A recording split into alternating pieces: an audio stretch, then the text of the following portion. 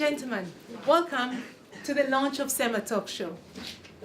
We are very happy and pleased that you could all come here today. And before I go further, I would like to introduce to you what Sema Talk Show is all about. Please, if my voice should fail, let me know. Yeah. So Sema comes from a Swahili word which means to speak or talk. And the idea was coined by a group of wonderful women. I see some of them sitting here, and I will introduce them, who live in Belgium, who came together and saw the need to create a platform where people can come together, especially bring together people from Africa, Belgium, etc., and exchange ideas. And the idea is to show the positive part of Africa, the positive image of Africa, and to empower women. So our show today is all about empowering women and showing positive aspects of Africa. So we have the pleasure and the honor today of having with us His Excellency Dr. Diodorus Bubera Kamala, Ambassador of Tanzania. Dr. Kamala, please let's give him a warm welcome. Okay, thank you very much. First and foremost, allow me to express my sincere thanks to you for inviting me to officiate this important occasion of launching Sema Talk Show. Or you explained it very well that Sema, it means talk. But I would like to add that Sema, it does not only mean talk. It means that you talk with the purpose. Oh, yes. You don't simply talk, because if you simply talk, it can be misinterpreted. So I'd like to extend my sincere thanks to you for inviting me to officially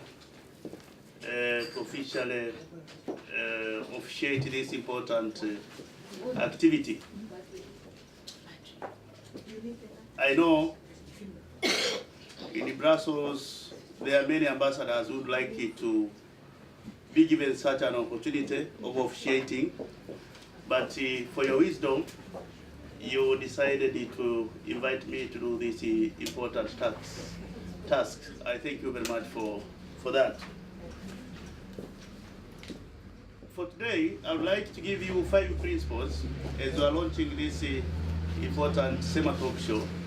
I would like to give you 5 principles, which I believe, if you observe these 5 principles, will make will enable you to realize your objective. One of the objectives is to empower women, women across the board, in Africa, in Europe, everywhere. We would like to promote the voice of the women to be heard. Allow me today to give you 5 principles, of which I believe, if you observe these 5 principles, you will be able to achieve what we would like you to achieve. And I developed these principles based on my experience, first as a lecturer at Mzumba University, where I was teaching economics and system thinking. I developed these principles. My experience as a member of parliament in Tanzania for 10 years, I was able to learn more from different people. And as my experience as an ambassador in Brussels, I've been able to develop these principles, which can always help women groups, I can say, because I've realized that Sema Talk Show consists, is made up of ladies with aspirations, but one of your objectives is to empower women. Now, the first principle I would like to tell you that you must always make sure that you must always make sure you promote the voices of the poor. If you always promote the voices of the poor, you will be able to achieve your objectives and you will be able to be recognized in the society that what you are doing, you are trying to emancipate a group of people which is marginalized, vulnerable groups, and everybody agrees that the women are marginalized, women are vulnerable. Now, that is an agreement. But the challenge before us, what do we have to do in order to emancipate these different groups of women? So, and the problem of the poor, in particular women, their voices is rarely heard. Is rarely heard in the rural areas, and there is rarely heard in Brussels as well, the capital center of the world diplomacy. There are so many decisions made in Brussels. Since I arrived, I noted it was once when we talked about liberating or emancipating women in Brussels. So the fact that you are based in Brussels, the heart of Europe, the center of diplomats, of global diplomats, you are very well positioned to raise the voices of the poor. Yes, sir. That's the first principle I would like to tell you. You must always ask yourself, when you are talking about Sema Talk Show, what you are talking about, are you trying your level best to raise the voices of the poor? What are the concerns of the women around the world? What are their problems? And what are their aspirations? That's why I'm saying you must always ask yourselves on whatever you are trying to talk about, whether you are promoting the voices of the poor or you are doing the opposite. Should you realize that you are doing the opposite, you must know that you will never ever achieve what you intended to achieve. But should you realize that you are promoting the voices of the poor, then you must know that you will be able to achieve what you would like to achieve. The second principle, I am going to give you 5 principles, not so many. The second principle is what we call avoid sleeping at the switch. Sleeping at the switch or sleeping at the switch is that you pretend that you will be doing something while you are sure you will not be doing that. Because the moment you pretend that you are going to be doing something, other people would have done it better, stop doing that, at the same time you don't do it. Then at the end of the day, nothing will be realized. What I'm saying here, you've said you'd like it to the voices of the poor to be heard, you'd like to empower women, then I'm saying that's fine, but make sure you avoid sleeping at the switch. Sleeping at the switch, this is one of the phrases of Americans and the British people where they say, if you just sleep at the switch, it means that you don't want anybody to switch on the light, and if nobody switches on the light, it means that people will stay in darkness. So my advice to you, don't sleep at the switch. So whatever you want to do, ask yourself, are you doing it, or you are saying you want to do it and then you don't do it? If you think you cannot do something, it is better not to say that you are going to do it. But the moment you have said that you would like it to empower women, then I'm saying you don't sleep at the switch. And you must always ask yourself what you are doing. Are you sleeping at the switch, or you are doing the opposite? I am just giving you the principles. The third principle is what we call avoid practicing what we call grasshopper theory. Grasshopper theory, I don't know whether you know what is grasshopper. Grasshopper, those who come from Tanzania, they know grasshopper. Grasshopper, I call it senene in my language. Grasshopper. And grasshopper theory is always associated with the women, the behavior of women across the world.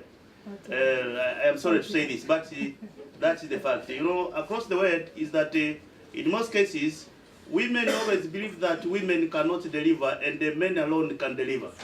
That is wrong. I do believe that women can deliver as well. But women always do not only believe that only men can deliver.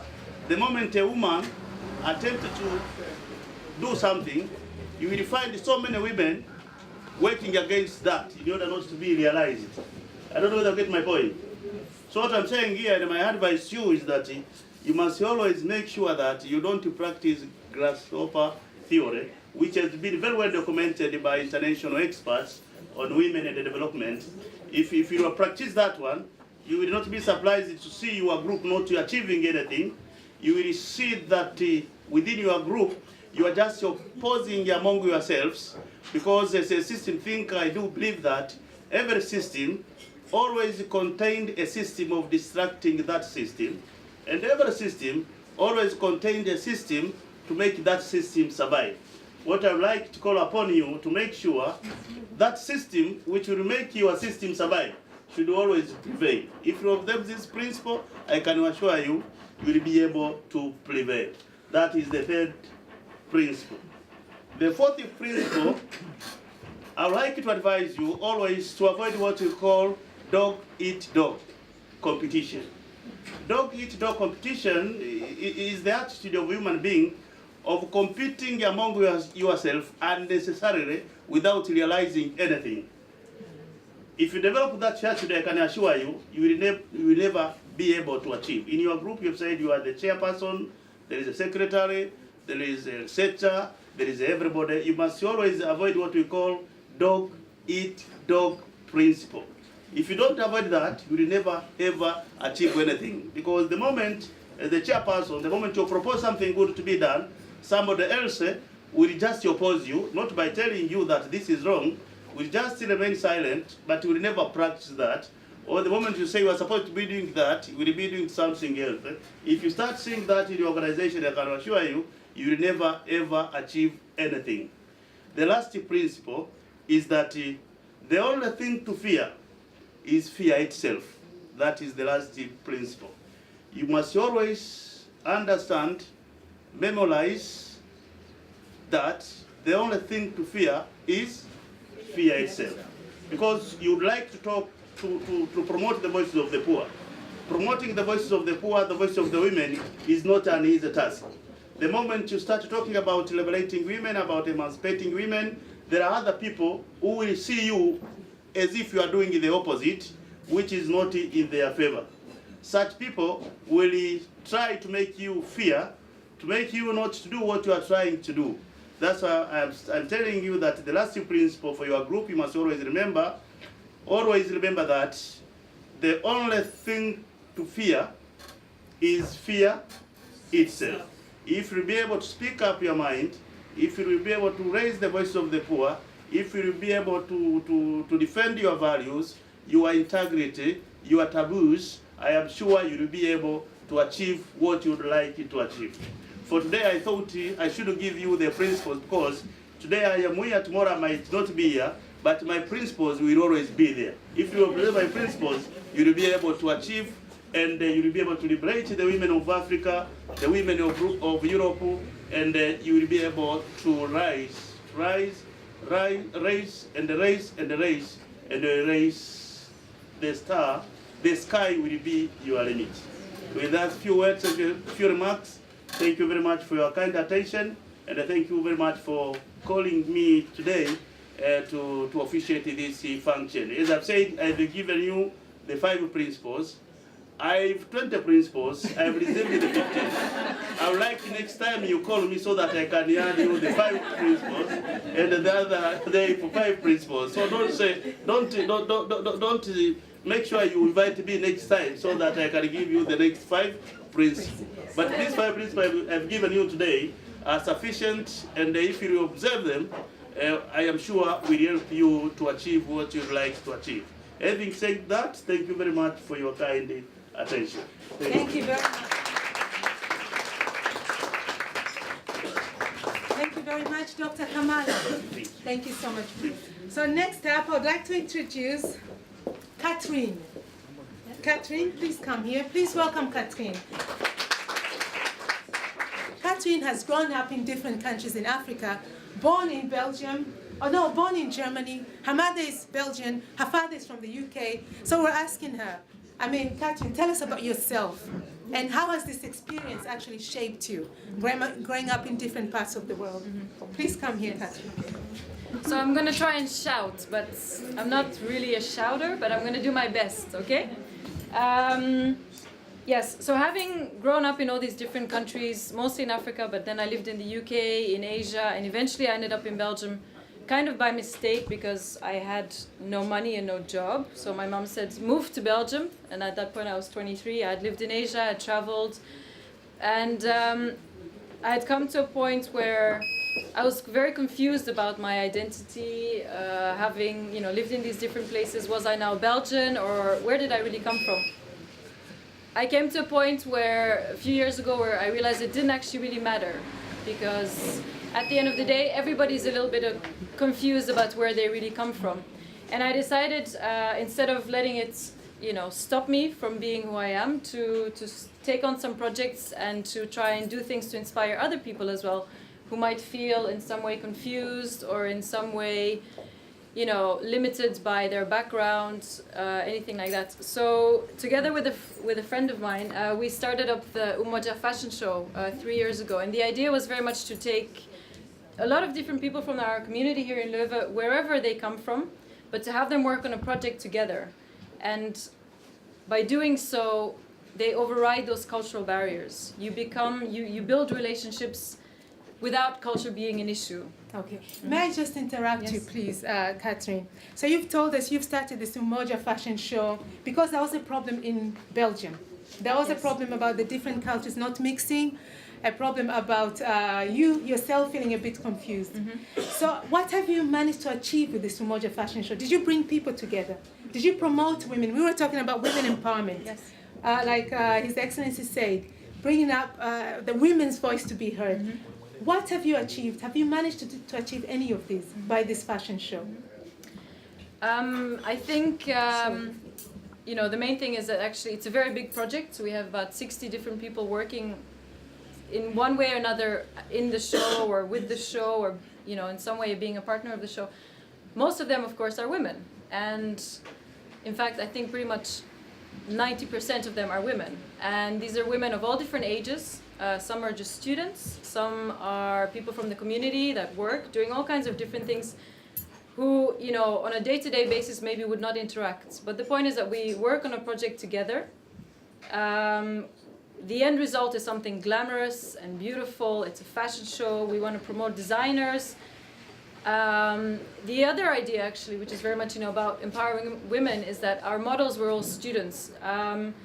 And the idea is very much also that these are normal people. They're not skinny, tall, sort of your glamour magazine models. These are normal people who strut their stuff, whatever their stuff might be, on that catwalk, who feel great about who they are and who are beautiful as they are.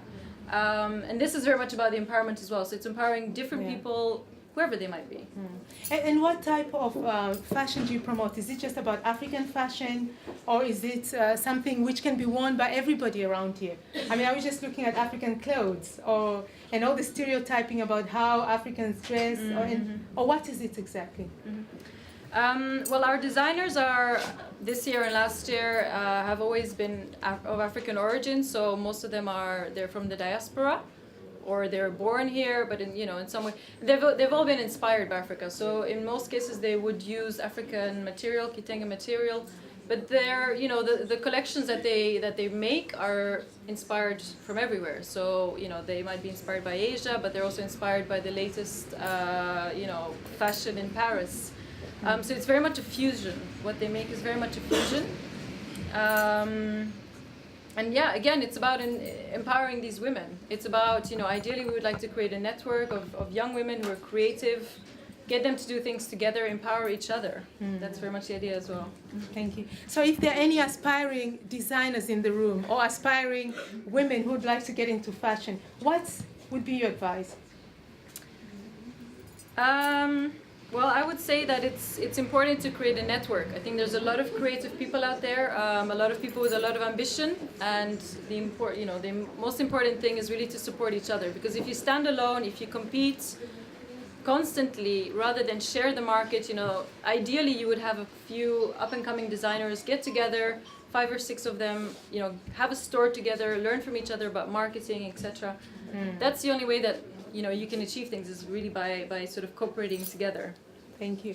So has it helped that you being Belgian, actually being able to organize that? Would this be something somebody from somewhere else could have actually done in Belgium? Or is it you being Belgian helped to accelerate or motivate that or bring these people together? Mm-hmm.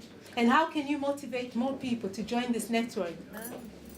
Well, I hope that, you know, people that come to the show are in some way inspired, you know, on the one hand by seeing these beautiful things on the catwalk, realizing that, you know, there is a lot of creativity out there that needs to be promoted, but on the other hand also inspired by realizing that a lot of different people can actually really work together and can, you know, do something as a team together wherever they come from, whatever their ambitions.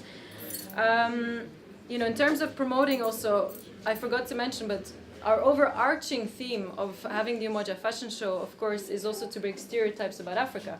So together with the Africa Film Festival, you know, like Sema Talk Show as well, the idea is very much, you know, to break those stereotypes that people in the society around us have about Africa, to show a sexy, glamorous, entrepreneurial, up-and-coming, you know, contemporary Africa that is out there that people don't really seem to realize very often. So that's very much the idea as well, is to break the stereotypes that people have about Africa. Thank you very much, Catherine. Yes. So, okay, maybe we open a bit to the audience. Does anybody have any question to Catherine? So I think what you're saying is very interesting. The question that I had is, what you're doing, is it only stretching to what this Fashion Week, or can you translate this into some of the designs that are coming out that are sold in Belgian shops? So, I mean, part of empowering is not just 1 week and you know yourself, but can it lead to something in the spirit of entrepreneurship? Like, can I find these fashions if I go to CNA, for instance? Okay, so where can we buy all these lovely clothes, Catherine? Yes. Yes, tell us. Well, one of the reasons why we work with the Africa Film Festival is because, you know, they actually help us a lot with promoting those designers. So the Africa Film Festival have a catalog, for example, which is widely distributed in Brussels and here in Leuven. And in there, each designer has a half-page spread. Now, most of the designers, except for 2 or 3 that are very much already standing and already have a big network or an online store or their own store, most of them are, you know, still women who have a full-time job and who are just doing this, you know, on the side, but haven't actually been able to break the market. Which is one of those things that, you know, one of those reasons why they need to start working together, because between them there will be someone who can do the marketing, someone that can do the advertising, etc. And they don't, you know, that needs to be a group effort. But as I said, yes, definitely through the Africa Film Festival we do a lot of promotion. This is the idea, and also because we can't offer them anything besides this promotion when they take part in our show. So we do that. Yeah. That's the start. But yes, but exactly. But for example, also the idea of getting them to start working together a bit more, building up a network. Yes. Okay. Well, thank you very much, Catherine. Ladies and gentlemen, please give a hand to Catherine. Now, ladies and gentlemen, I would like to call Mr. Madaraka Nyerere as our next speaker. So, Mr. Madaraka Nyerere, father of the nation, son of the president, growing up as the son of the president, what influence has this had to your life?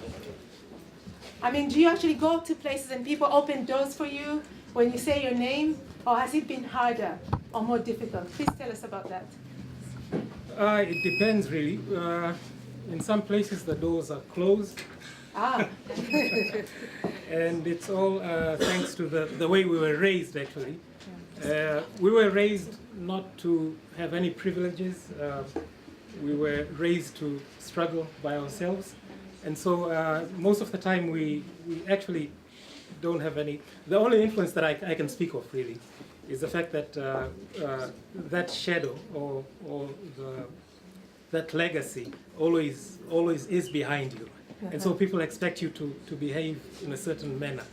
And maybe that's the main influence I should speak of. Yeah. Okay, so being the son of your father, the great unifier, the great statesman, how have you followed in his footsteps, or have you not? Well, I think the only way I can say I'm following in his footsteps is if I were a politician. I'm not a politician. So in one sense, I'm not following in his footsteps. But in a sense, as I said, there's always this expectation with people that you would at least try to uphold some of the principles that he stood for. Yes. So sometimes I might be tempted to deviate from those principles, but most of the time I cannot really. So you're bound by the principles. I'm bound by those principles. Yes. So, Mr. Madaraka, you've been involved with gender issues in Tanzania. Please tell us more about that. Do you think, like what Dr. Kamala said earlier, about how the grasshoppers, is it true? Have you actually come across this? You've been not only involved with gender issues, but Mr. Nyerere has also been working with women in rural areas, so empowering women in rural areas, and doing credit schemes. So what have you seen? What do these women do? Do they eat each other? Do they actually succeed? Or do we just carry on perpetuating a circle of fear? Well, I think what Dr. Kamala said, there is some truth in that. But I'm happy to say that I have not experienced that in the work that I was doing. Please tell us about this work. Yes, I was administering a small fund, a microfinance fund, in which we lent out money to about 100 members in that group. And it was deliberate that we decided that of those 100, the majority that would receive the loans. These were very small loans, ranging from maybe 50 euros to 150 euros. But it was deliberate that women should receive more of those funds. And I think we made a very good decision because the women actually paid much better than the men. So women were paying back better than the men. So they're not like grasshoppers. Much better. Much better than the men. Right. And sorry, I'm giving you the back. we don't know why the women were paying much better, but I have a theory. Yes. I think women tend to avoid unnecessary risks. Is that true? Is that true? Women tend to avoid unnecessary risks. Right. And I think this is because they are very close to the children, and so they don't want to take risks that men can easily take. Because most of the time you find that the problems of raising the children have to be faced immediately by the women. This is my theory. I don't know if it's right, but We'll take it for now. We'll come back to it and challenge you later. So, Mr. Nyerere, another great influence in your life, perhaps if I may say so, is your mother, Mama Maria Nyerere. Because, you know what, there is this theory that says behind every successful man, there is a hard-working woman, or a very successful woman. Please tell us a bit about your mother. Let me start by saying my father, ever since before independence, well, maybe a decade before independence, decided to go into politics. And so we found ourselves most of the time being raised by our mother and some other relatives, close relatives. So she actually, she's a very strong influence, I think, to all of us, the children. And you might know that my father's salary as president was very low. And so my mother had to engage herself in certain activities. Particularly, actually, she was raising poultry, chicken. Mm-hmm. And that's where most of the expenses that raised us came from. But the interesting thing is that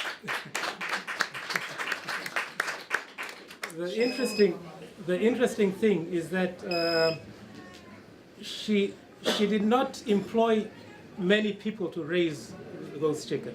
we are the ones who actually work.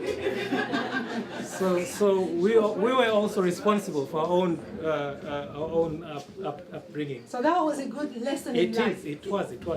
Indeed. Yeah. So she's a very important influence in our family, and she worked very hard to raise the family. Of course, I look at it as my father having certain responsibilities with the nation, Yes, and my mother having certain very important responsibilities for the family. from the family. Yeah. So please give a hand to his mother.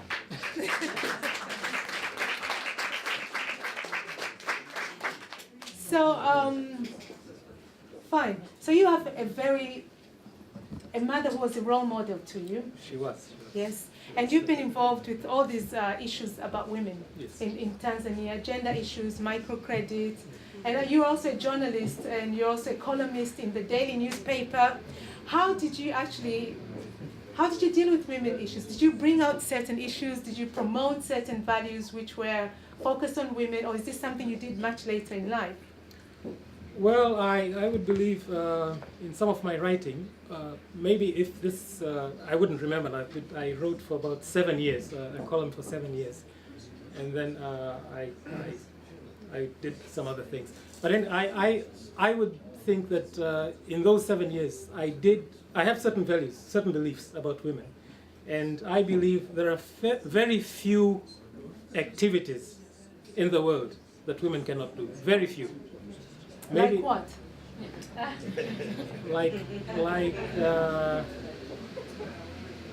like fighting wars, Is that true? No, we've got women soldiers. like killing people. They don't do it very well as men.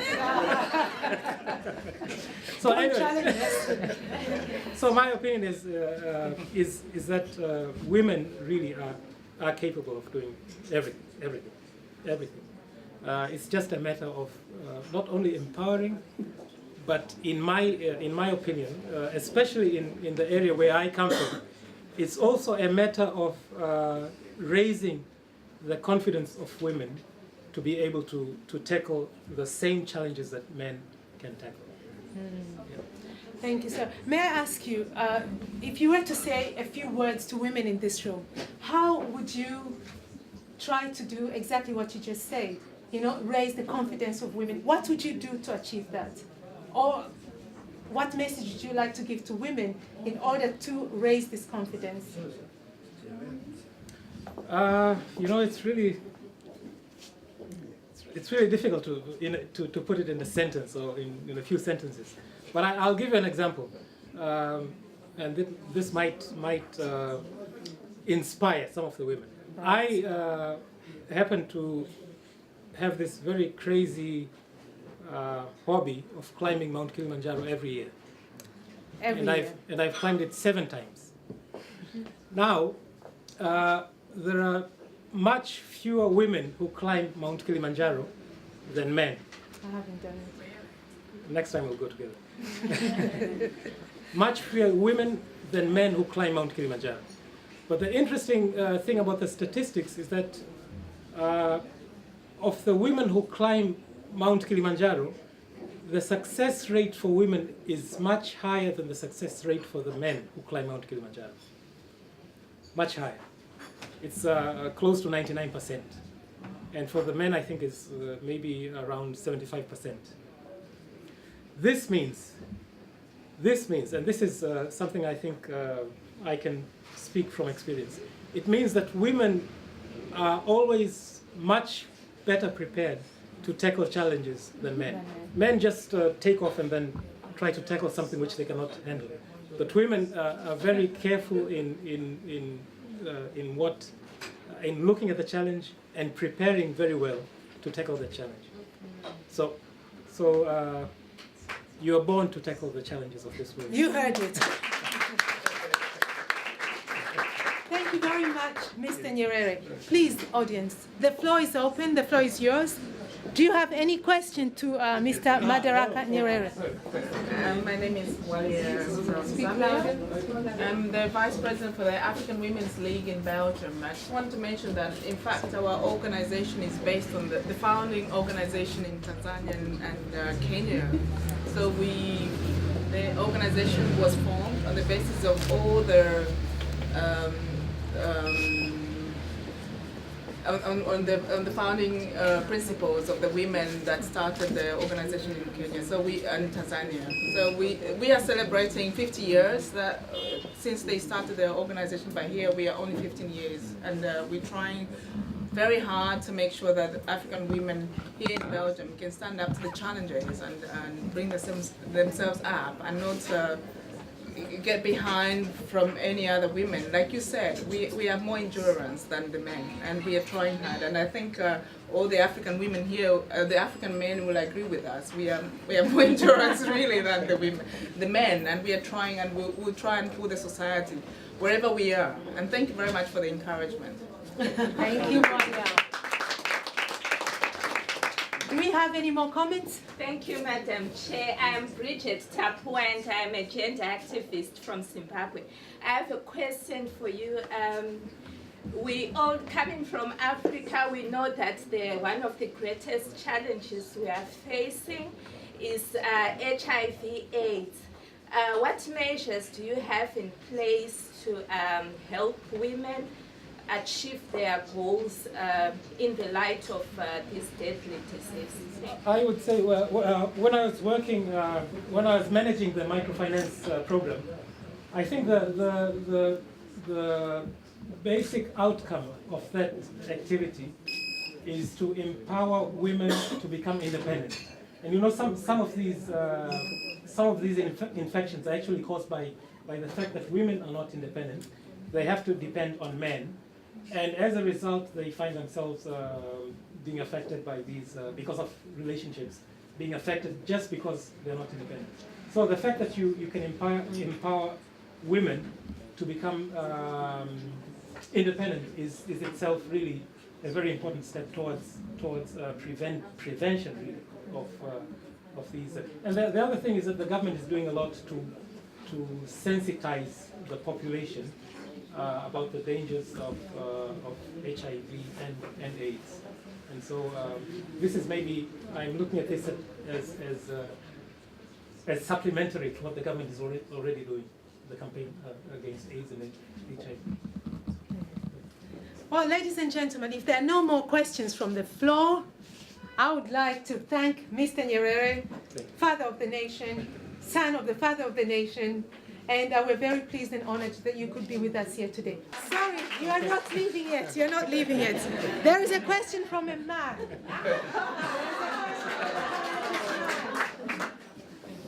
Please introduce yourselves. No, that's true.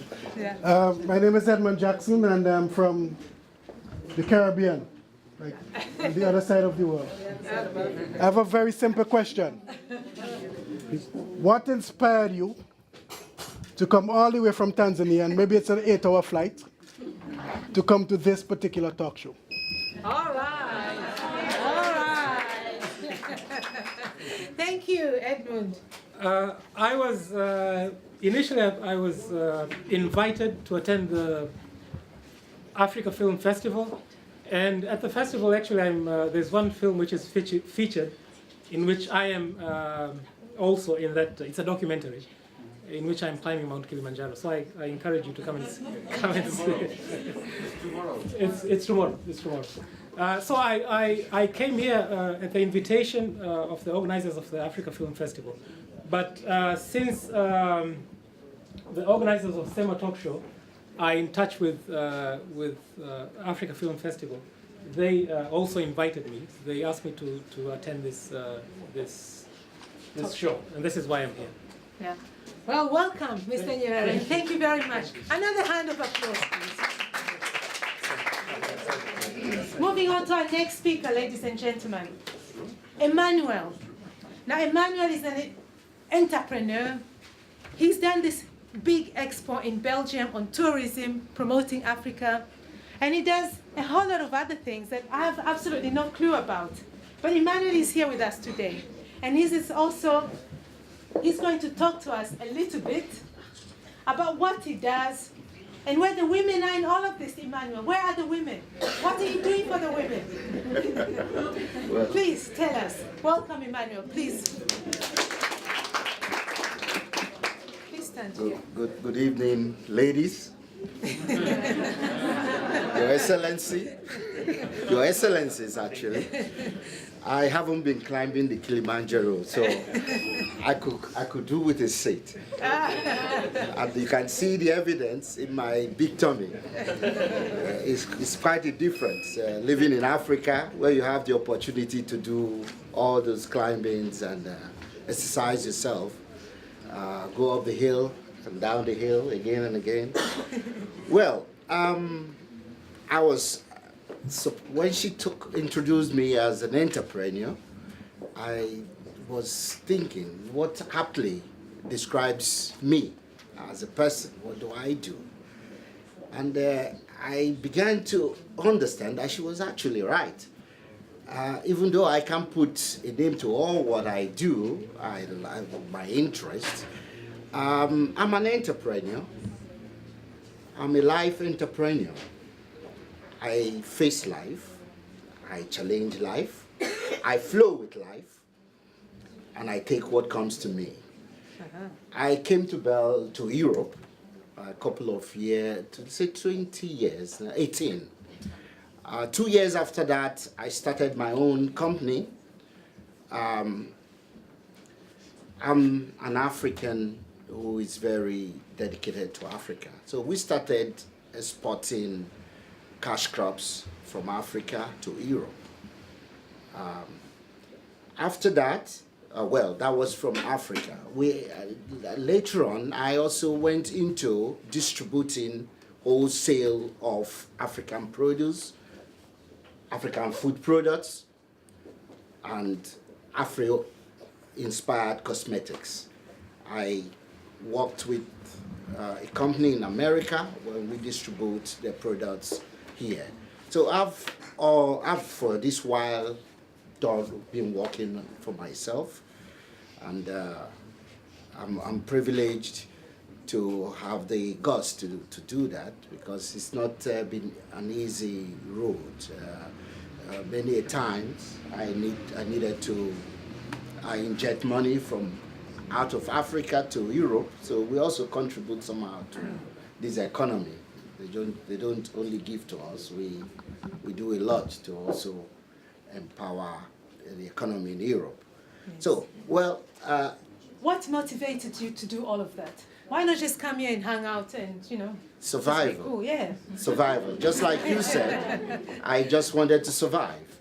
When you, it was Bridget, when you come here and you are faced with challenges, you just go for it. You can't easily. I graduated, had my master's in Africa, and when I came, the challenges were, it's either I go to clean somewhere or to one factory to work. But I said, why can't I just do something for myself? I have the intelligence. I can think of what to do, and we have so much from the motherland to give to them here. So why can't I just try to do something? And that inspired me. I didn't want to go to their factories. I just wanted to create my own income. So what are you doing now to create your own income, Emmanuel? I'm still an entrepreneur. I'm still distributing, wholesaling African food products, commodities. I've surveyed different areas where we can be of help in Europe. I live in Antwerp, the capital, the diamond capital of the world, so I taught myself how to interpret and read a good diamond. It's taking me to certain countries of Africa to find out how we can sell to them. Wonderful. We do that. So I continue to be an entrepreneur, according to you. Right. But what's interesting about some of your work, from what we have learned, is your expos. Please tell us more about this. And I still want to know, where are the women in all of this? Yes. Where are the women in all of this? The expo, I look at it as a hobby. All right. Please tell us what it is. It's something 'cause I'm I not so enjoy sure. to do. Yeah, everybody knows what it is. I remember telling you that I see myself as a Pan-Africanist. Yes. I studied African history and African archaeology, as a matter of fact. So by training, that put me right in the spot where I have to do and think African. I have also done a lot of things within as a free willier, in a foundation, in a voluntary manner. Yes. And we started some years back an African umbrella organization. First of all, it was FAB, and that's where I know my good friend Tapua. Also, I see a lot of some people who have worked together. In FAB, it's an umbrella association. We had one for the French, and the government decided that it should also accept some English-speaking Africans and give us our own foundation, which was funded by the Flemish government. So I worked to put it together, and of course, somewhere along the line, we had some disagreements, and we went to form. One of my major problems with them was I wanted to include also Afro diaspora, the Surinamese, the Caribbeans, the South Americans in an organization. And that is also a motivation for me in the Expo. We tell you a little about Kuona Africa. I think Catherine will correct me if I'm wrong. Catherine is a specialist in Swahili. We chose the name Kuona, which means a showcase of Africa. And that's what actually inspires me to showcase Africa in every aspect. I'm still coming to your woman question, don't worry. Yeah, that's the one we're waiting for. I'm going to answer that. Yes. But Kuona Africa was inspired by a need to motivate, to create a platform where all Africans can express themselves. Like what Catherine is doing is all part of Kuona Africa. The Expo in itself, I chose the area of travel and tourism. In travel and tourism is the way you catch on you know much more about any persons, any people.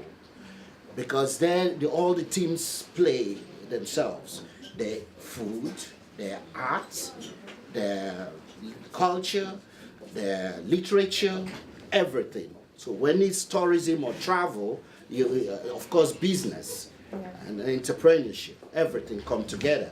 So that is what inspired us to have Kuona Africa Expo and create that platform where fashion designers, artists, talk shows like yours will have a platform for expression. Would you like me to go to the woman question now? Are you ready to hear about the woman question now? Yeah. Okay, please do tell us. I think I happened to be born the only boy in among 6 children, so that made me an only boy in the house. So you were very spoiled. Well, that's what you think, but I wasn't because I learned to do a lot of things myself. I realize now that I was influenced by women because although we didn't, I didn't do a lot of the chores, but I imbibed certain values that became necessary later. So I like women. I like women because of what women mean to the society. And there is nothing that without the woman there is nothing. Of course, women came into this life because of women. And Oprah Winfrey was saying on television, inspire a woman and you inspire a whole generation. I was thinking, what does this really mean? Inspire a woman and inspire your whole people. I think not in those exact words, but something like that. Yeah, that's very true, because the women influence their husbands, their children. So if a woman is well articulated, well given the tools she needs, she passes it on. And this is very important. By just being a woman, she is already imbued with so much. If women walk into this room, and if we were all men in this room, we are behaving, we put our foot on the table and everything. But if a woman walks in, you see every man is, then you start checking yourself. So that's the impact of the woman. But I want to leave a message added to what the Excellency was giving to you. And it could be the sixth one you were looking for. And it is, woman, be at your own post. Don't try to be anything else but a woman. Oh. When salt loses its value, what is it? It's nothing. A woman must continue to be woman. Don't pursue men in their professions. Don't pursue men in all what they want to be, because if you do, you can no more be at your post. All right. So you have a post, women. And that post is given to you by nature to guide the whole creation that we all find ourselves. So if you are out of your post, that's the end of this creation. So that's the impact that you have. All right. Now, I see a question already. We are not done yet, Emmanuel. But you have just talked about a post for women. And I think there are two women here who would like to challenge you on that. Please. Please just introduce yourself. My name is Lisa. And speak. I was invited by my good friend Lillian to this talk show. It's very interesting, and I'm glad that I came. I just have a question for you. It's not a challenge. It's a question on, being an entrepreneur, a businessman, what advice would you give to somebody, an African woman, who is thinking about setting up her own business in Belgium? Or in Africa, for that matter.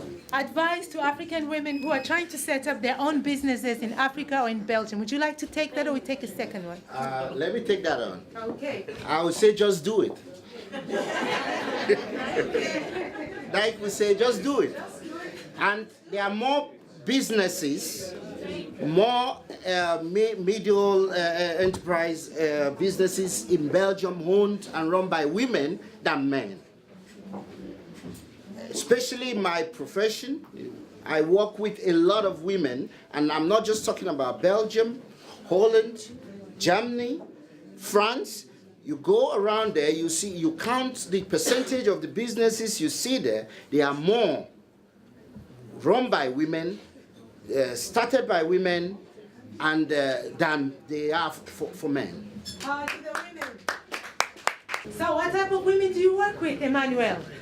What are the criteria? I work with hard-working women who see no boundaries before them in a foreign land where we all have to try to survive.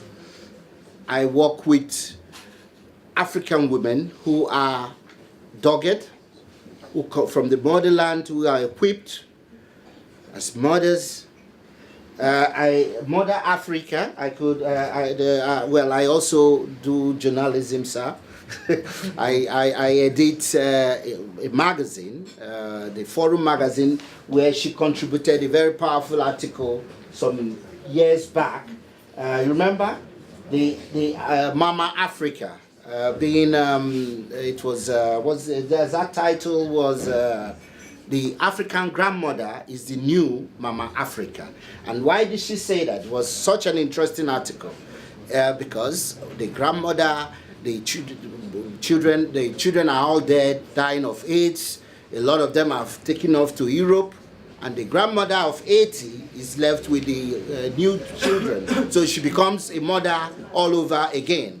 So the African grandmother, she crowned, my good friend Bridget, she crowned the real Mama Africa. So there's this doggedness about the African woman, take it or leave it, which she has also brought to the continent here. And she doesn't stop, she just moves on. You need to see an average Ghana woman, what they do. I mean, they train lots of children at home, siblings and everything. So, and I'm not just talking about one group of people, or women all over Europe, in my experience, have been very dogged. All right. Thank you, Emmanuel. One more question we have from the audience. Please, Lynn. Well, this is Lynn again. I've travelled quite extensively in Africa, particularly Eastern Africa and Southern Africa. Yeah. And I'm married to a Nigerian. Oh. So one of your near neighbours. Is he Igbo? Not answering the question. But what I have noticed, unfortunately, for the West Africans, is that basically the West African man is much more macho, much more, in a sense, putting down the woman, and also holds on far more strongly to his traditions and his culture, and everything is to go back to the village. And quite honestly, there is no place for the woman. So what are you doing to encourage them, your compatriots and your near neighbours, to actually empower women? Emmanuel, you've got a challenge here. Tim, you have a challenge here. What are you doing? All this machoism. I don't believe you. You see is a. That's what you see, but it's not really true, because it's not really true. The average in this come to Nigeria, most Nigerian tribes have this thing about women. What to start with? If I use the Igbos virtually worship their women, their mothers, their wives. Yeah, exactly. And she knows what I mean. Okay, so we have confirmation. One of the tribes where we value women so much are the Igbos. We don't believe that the woman has a second place. We put the woman soul and virtually worship her. Of course, these things have been diluted in recent times, but it's really true. And where is your husband from? Which part of Nigeria? Let me know. He's Igbo. Then you must be talking about, you must have similar experiences. But if you haven't, try and follow him home. Maybe you haven't been to his place. I've been to his village. Good. And that's why I'm saying what I'm saying. Yeah, don't worry. You have to keep going back to the village, because that is where you get your credibility from. Well, you have to carry on convincing her over a drink. I will carry on convincing. You'll carry on convincing. Do we have one more question from the audience? Thank you, Emmanuel. Thank you. Please speak up. I think they can't hear you back there. Can you hear me? I can hear you. Okay, my question is, you say that you like women, you love women, yes, and you are so much in helping and empowering them. Yes. Now, women by nature, we are sometimes very emotional. Though we have so many good ideas, business ideas, but sometimes we lack organization, because maybe we see something, we want to do so many things at the same time, so we find ourselves all over. Yes. What are you doing to help this kind of women? Or what can you advise? You don't need the microphone. No, I don't. Yeah. It is true. Women have this perception they receive, and I talk about my own family, because everything I do, as a matter of fact, comes from my wife. She, can we do this? She comes, she sleeps and wakes up with something, and she actually, the energy behind it is actually coming from her. And I tell you, out of 10 things I've done, 9 have originated from her. But that is your post perception. We don't have it. You have it. You perceive it, you bring it forward, then we put it into a form. In truth. No. Well, get me right. I'm not saying that woman does not put in a form, but I'm telling you that I'm here today, I'm talking to you, macho, like some people accuse me of being. Who should be standing here is my wife, as a matter of fact. But you called me because I'm more expressive. I'm the big mouth. I'm the one you see, but the real engine is not me. But to put things in form is what the man, that's the only thing he can do. Okay, now you, please, 1 more minute.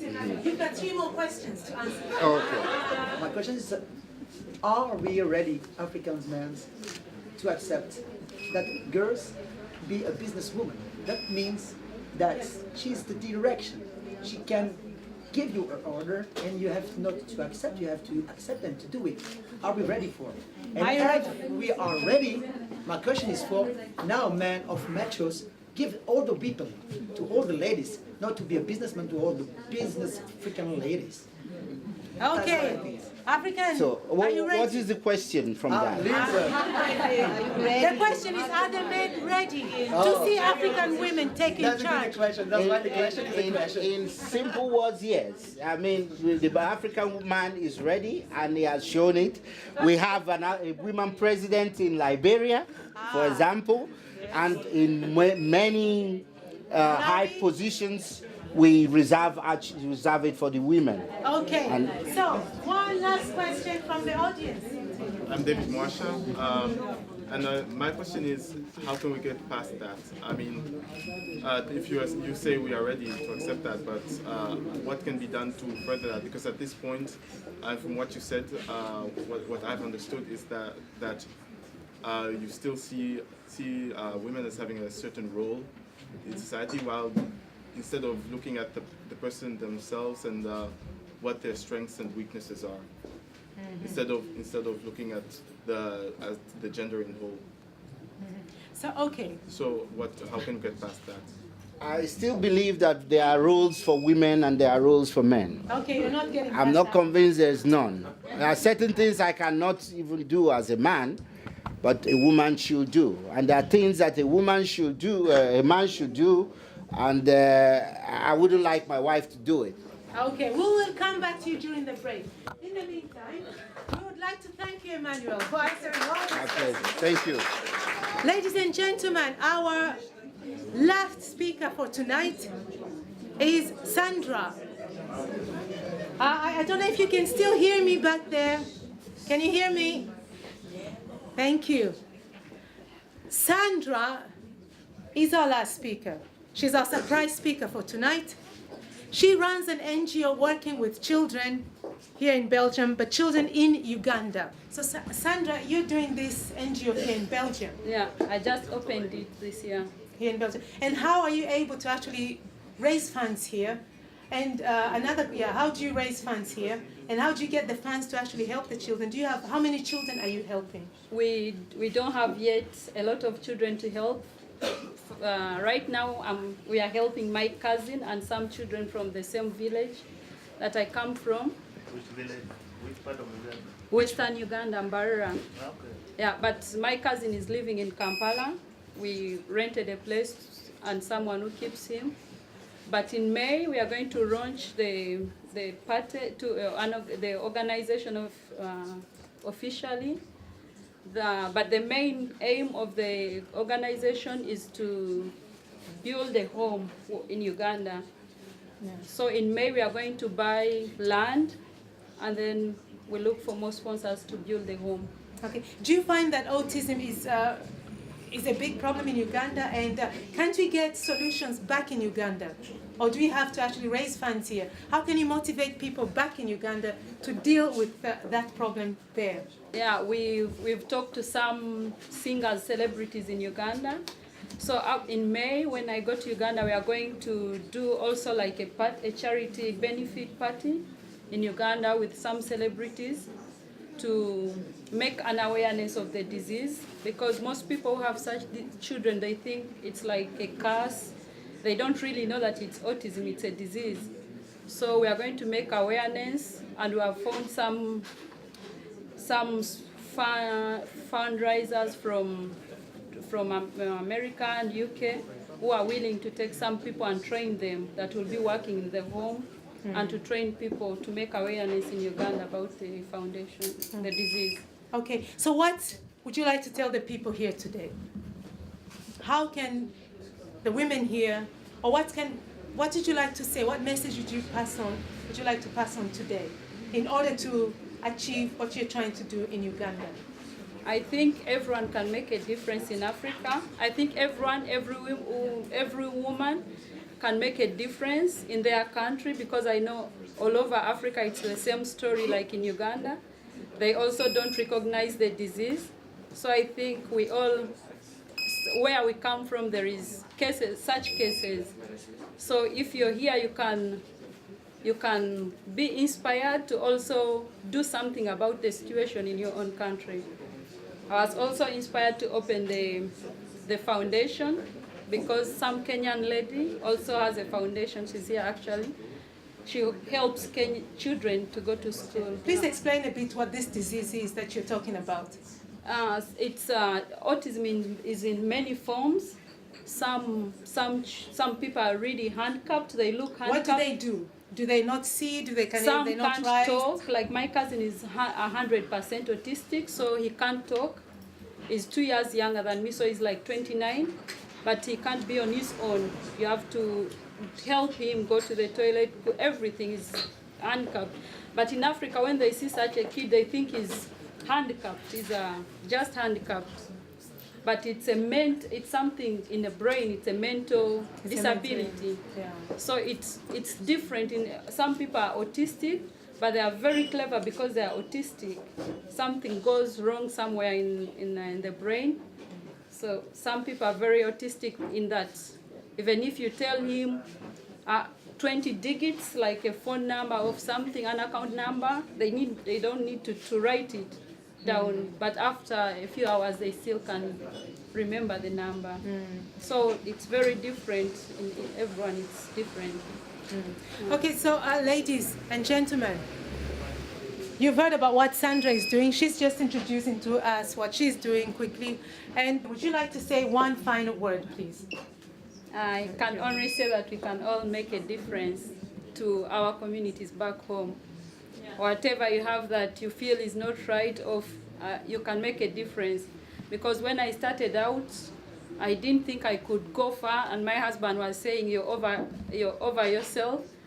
But with the Twitter and Facebook and the internet, I've got many contacts and many people that are willing to help that I didn't think I would get.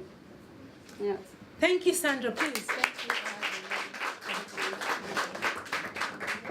All right, so last person to speak is one of our partners who also came in a bit late, but I will give her the floor.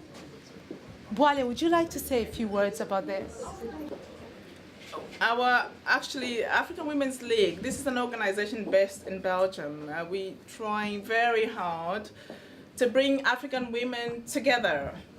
And my task, my mandate as the vice president of this organization, I've set myself a task to make sure that I get all women from all walks of life who are African in Belgium to work together, cooperate, and not always work individually.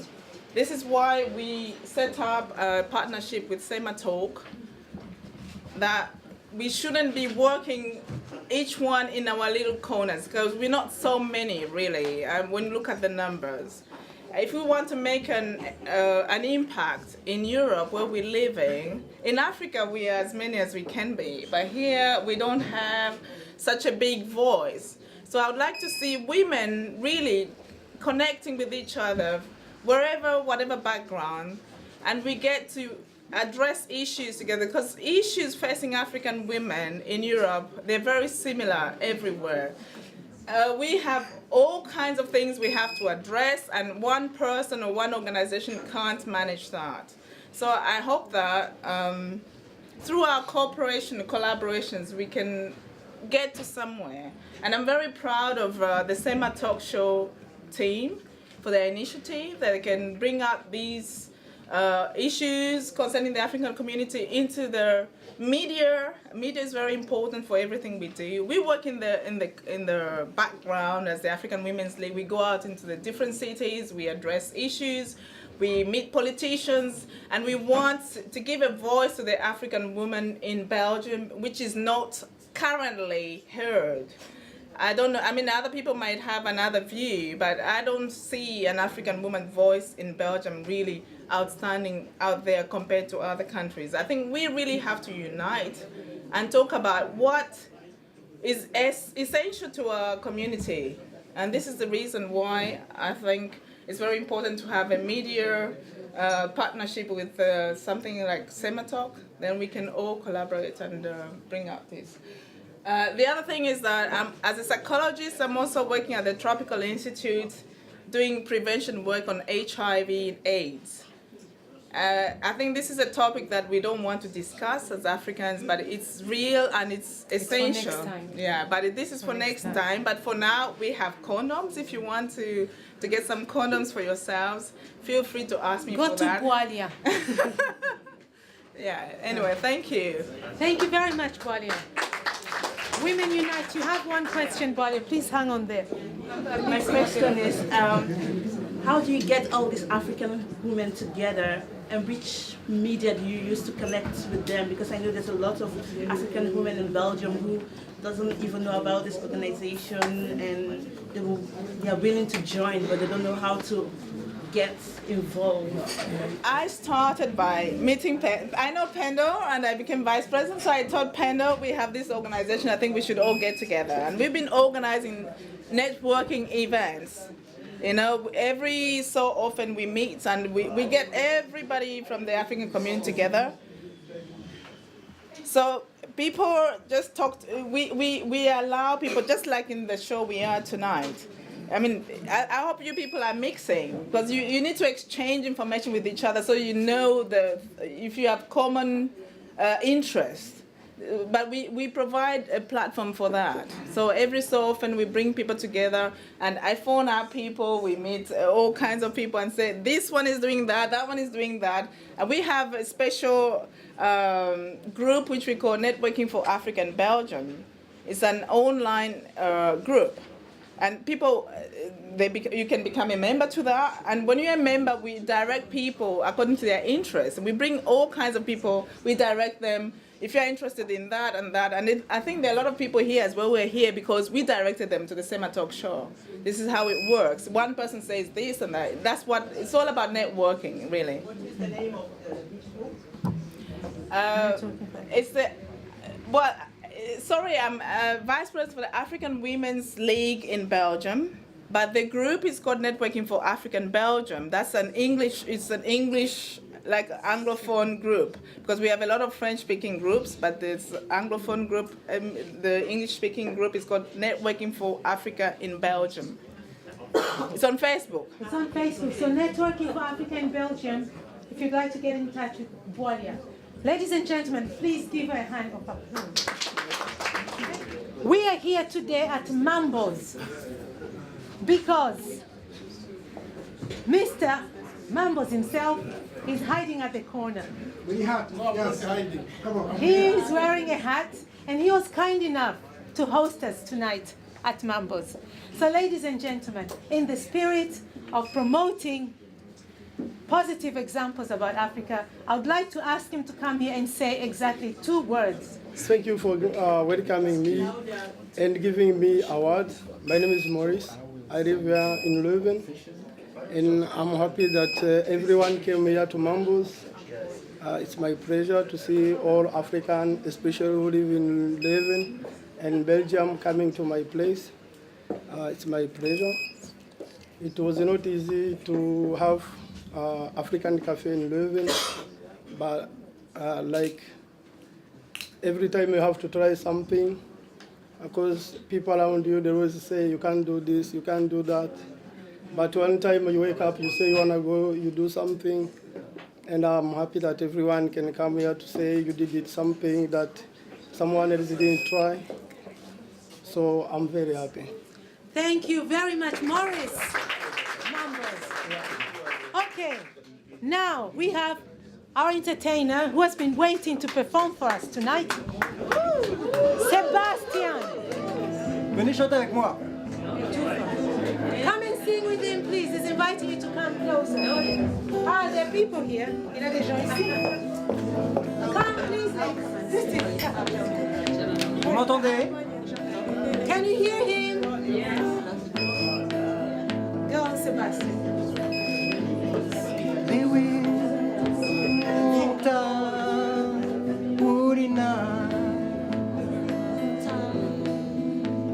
Mi wawata wande bahoma Bernem hande no weta nima Dewi nagora kayata